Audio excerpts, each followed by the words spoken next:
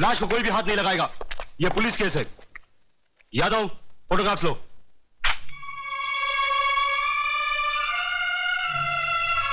लगता है इन्होंने आत्महत्या की है। दिखाई नहीं देता? इन्हें मारकर लटका दिया गया है। इसका फैसला ना आप कर सकती है ना हम। हवलदार, डेड बॉडी को नीचे उतारो।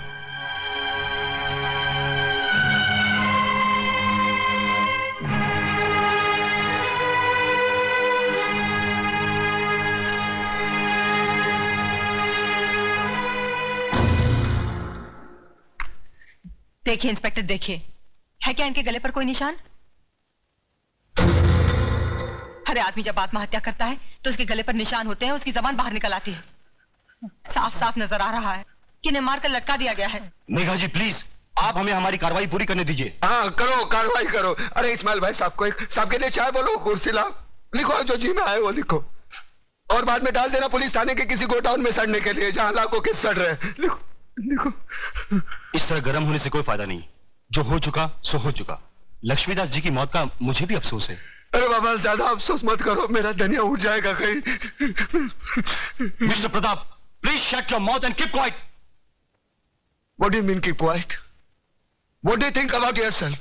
हाँ, ये खाकी वर्दी पहन ली, ऊपर टोपी पहन ली, हो गए कानून के रखवाले। अरे कानून यहां से जानो, यहां से जताओ, पहले अपने खून में बहती हुई बेईमानी को मिटाओ। निकले कार्रवाई करने। साला कोर्ट इनकी, कानून इनका, सबके सब साले मिले हुए। ना खुद गुनाहगार है, वो क्या लिखेगा रिपोर्ट? इन्हें पोस्टमार्टम के लिए हॉस्पिटल ले जाना पड़ेगा। हवलदार, ए हवलदार, ए संभाल के। ए देख, यहाँ छोटा मगज होता है, उसको धक्का लगेगा ना तो आदमी मत।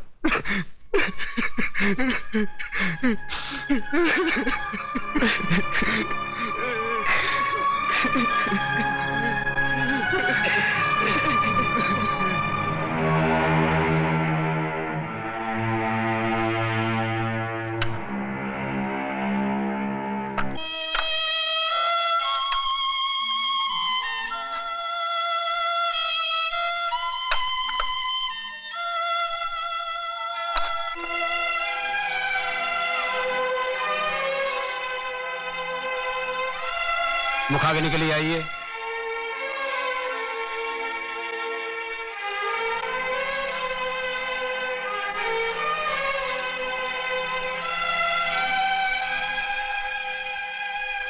बड़ा बेटा होने के नाते मुझे एक वचन दे, मैं जिधर भी मरूं ना, मेरी चिता को तू ही आग लगाना।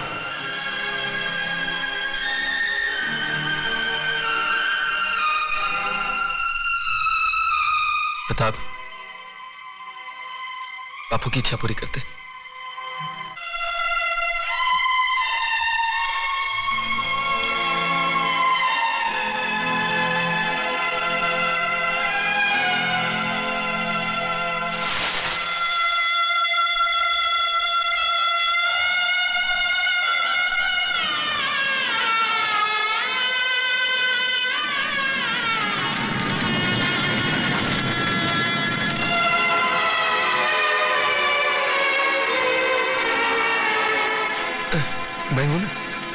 मैं हूं ना।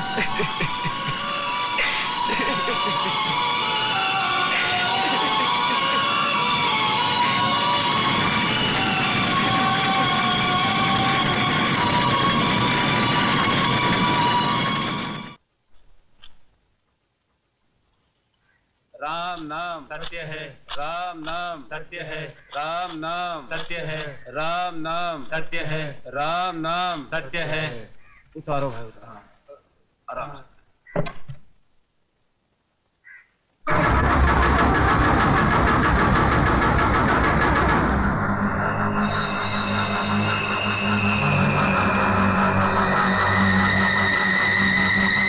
प्रताप, क्या है? ये वही आदमी जो उस दिन बापू से मिलने आया था। हाँ, मैं वही आदमी हूं जिसने तेरे बाप को शमशान घाट तक पहुंचाया। अब तुम दोनों की बारी है, क्योंकि चतुर सिंह ने एक कसम खाई है कि तुम दोनों की चिता की राख से वो तिलक लगाकर ही भोजन करेंगे। ये रही तुम्हारी चिता। फिर देर किस बात की है? चलो बड़े बेटे से ही शुरुआत करो।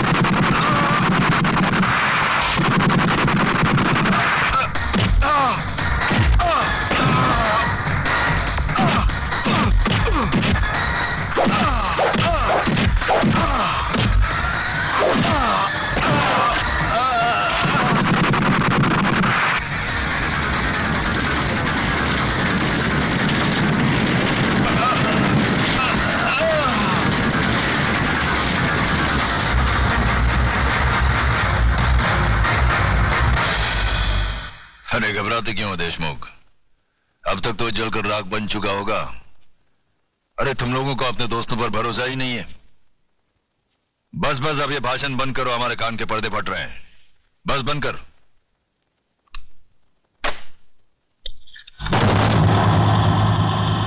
रामदीन, कौन बोल रहा है? चिल्ला मत और मेरी बात अच्छी तरह से अपने भेजे में उतार ले। तूने मेरी राख मंगवाई थी टीका लगाने के लिए, मैंने तेरे भड़वों की राख भेजी है, पूरे बदन को लगा ले। ठंडा कर, अपना भेजा ठंडा कर। चतुर सिंह के आदमियों की चिता जलाना तुम जैसे पागलों की बस की बात नहीं है। ठंडा कर।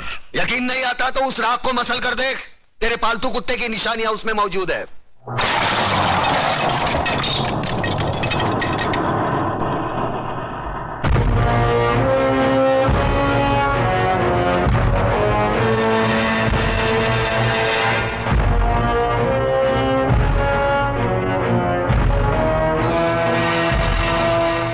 हराम के, तूने जलती हुई आग में हाथ डाला है। हम तुम्हें ऐसे जलाएंगे कि तेरे चाहने वालों को गंगा में बहाने के लिए तेरी राख भी नसीब नहीं होगी। अरे मुझे जलाने की बात छोड़, मैं तो तुझे ऐसी मौत मारूंगा ना तो तुझे जमीन नसीब होगी ना आसमां। अतुल भाई, अतुल भाई, अतुल भाई गजब हो गया। अतुल भाई गजब हो गया। अतुल भाई बाहर आकर देखो तो सही। क्या हुआ कल्याण जी भाई? अरे क्या हुआ? क्या नोटिस लग गई, 24 घंटे में बस्ती खाली करनी पड़ेगी। बस्ती किसी की बाप की जागीर है कि खाली करनी पड़ेगी? खाली तो करनी पड़ेगी भाईजान, क्योंकि अब इस बस्ती का मालिक चतुर सिंह है। लक्ष्मीदास जी ने बस्ती बेच दी और नोटिस पढ़कर हम लोग आए हैं। अरे बाहर में क्या वो नोटिस और बाहर में क्या चतुर सिंह? मैं भी नोटिस फाड़ के चतुर सिंह की तो। नहीं अतुल, तुम ऐसा नहीं करोगे, इससे हमारा केस बिगड़ जाएगा। उन लोगों ने अगर कानूनी तौर पर बस्ती हटाने की कोशिश की है तो हम भी कानून का सहारा लेंगे। चलो मेरे साथ।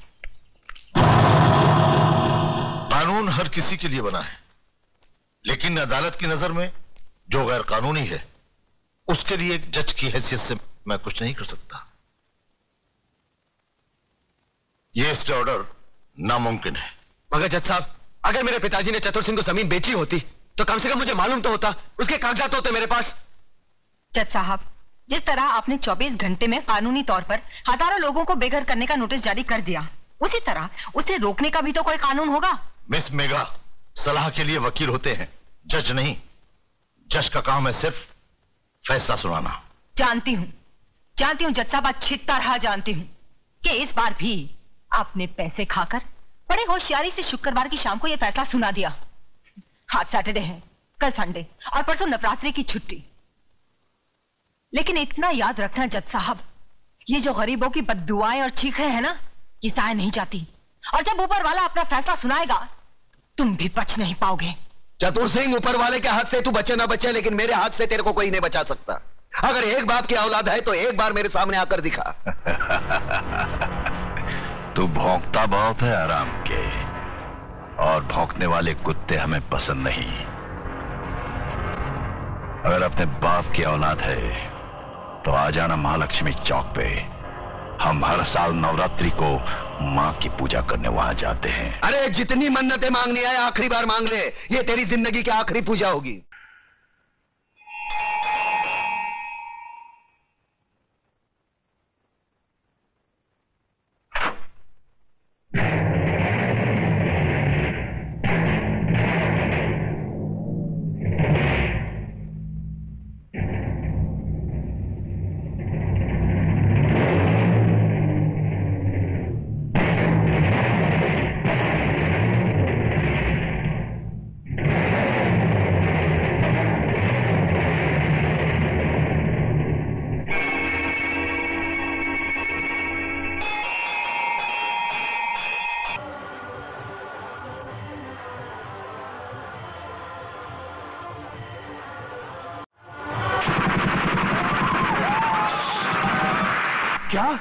चतुर सिंह का खून।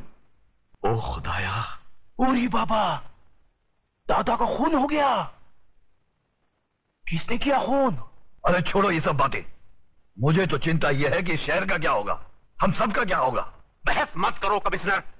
जो आदमी चतुर सिंह जैसे खतरनाक आदमी की चिता जला सकता है, वो तो हमको कभी भी शमशान घाट पहुंचा सकता है। मगर ऐसा हरगिज नहीं होगा सर। सुनो सुनो कमिश्नर, कल टीवी सेंटर में जनता की अदालत प्रोग्राम में हम सब लोगों का इंटरव्यू है। ऐसा बंदोबस्त होना चाहिए वहां पर कि परिंदा भी पर न मार सके, समझे?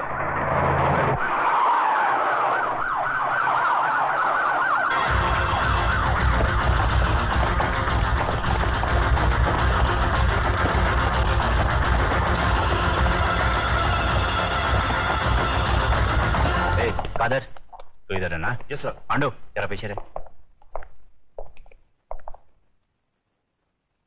आज जनता की अदालत में जनता के सामने जनता के प्रतिनिधि मंत्री श्री बबन राव देशमुख, विपक्ष के नेता श्री चंद्रसेन आजाद, कानून के रक्षक इंस्पेक्टर सत्यवादी दुबे, न्यायमूर्ति श्री हुक्म अली जाबिर तथा इस शहर के सबसे बड़े बिल्डर मिस्टर योगराज अपराधी के रूप में यहाँ मौजूद हैं।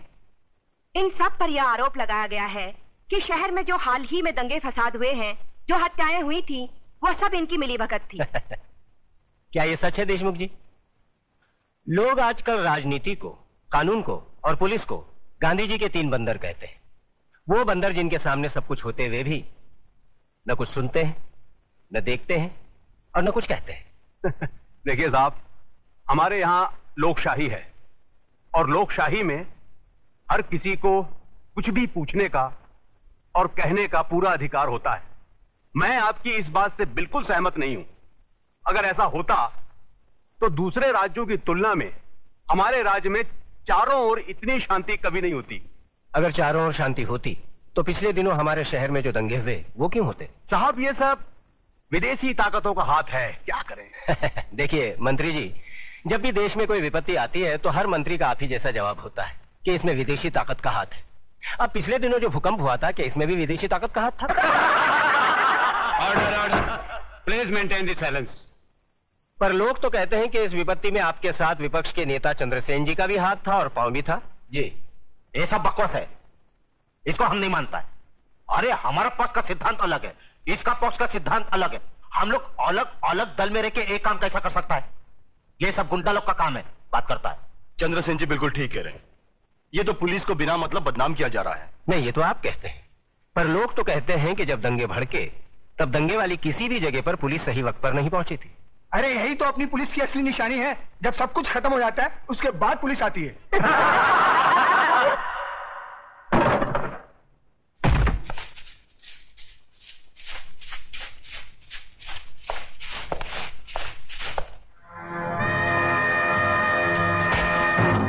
यही तो रोना है कि लोग हमें गलत समझते हैं।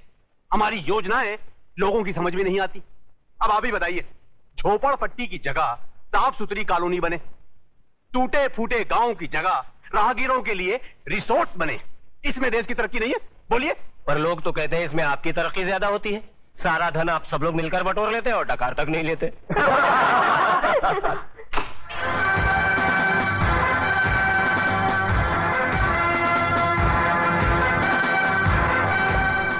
नेताजी और पुलिस वाले ने तो अपनी सफाई पेश कर दी। अब जज साहब, आप और योगराज जी अपनी सफाई में कुछ पेश करना चाहेंगे? ऐसे मामलों में लोग अगर कानून के रखवालों पर शक करने लगे तो फिर सफाई में कुछ कहना क्या? देखिए, हम ठहरे व्यापारी लोग, हम अपने धंधे में गुंडों का साथ नहीं लेते। गुंडों का साथ आजकल कौन नहीं लेता योगराज जी? अब तो माफिया वाले भी राजनीति में उतर आए हैं और आजकल नेता लोग भी अपने क्रिमिनल रिकॉर्ड की बुनियाद पर ही चुने जाते हैं। क्यों देशमुख जी, आप तो नेता बनने से पहले दमन से चांदी की स्मगलिंग क्या करते थे? देखिए ये मुझ पर झूठा बेकार का इल्जाम लगाया गया है। नहीं, आप स्मगलिंग करते थे या नहीं करते थे? बस। वैसे मैं भी इस बात को नहीं मानता, क्योंकि हर बड़े नेता को बदनाम करने के लिए लोग कुछ भी बोलते हैं। क्यों चंद्रसेन जी? एकदम सच बोलता है। आपके हर सवाल का मैं एक ही जवाब दूंगा कि अगर जनता की नजर में हम गुनहगार हैं तो फिर जनता खामोश क्यों है?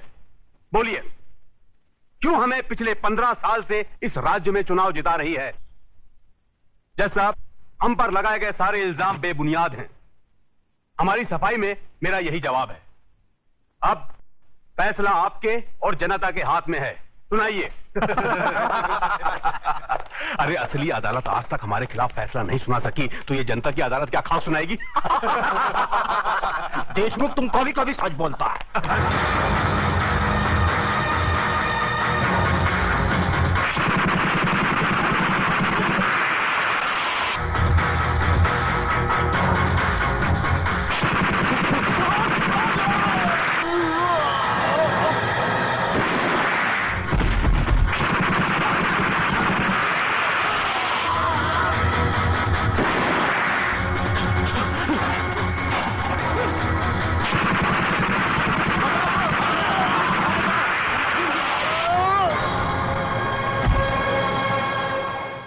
तुम्हें अपनी सफाई में कुछ कहना है? क्या कहना? जो करना था कर दिया, जो किया वो सोच समझ कर किया। अब कहना आपको है। फैसला सुना दीजिए, मुझे मंजूर है। कुछ बोलता नहीं है, कुछ बोलता तो नहीं है, लेकिन ये ऑर्डर ऑर्डर। आज न्यायमूर्ति श्री विश्वनाथ सिंह ने अदालत में मंत्री श्री बबन राव देशमुख, विपक्ष के नेता श्री चंद्रसेन आजाद, न्यायमूर्ति श्री हुकम अली जाबिर, इंस्पेक्टर सत्यवादी दुबे, प्रख्यात बिल्डर योगराज और कुख्यात सरगना चतुर सिंह चिता के कातिल प्रताप नारायण तिलक को फांसी की सजा सुनाई।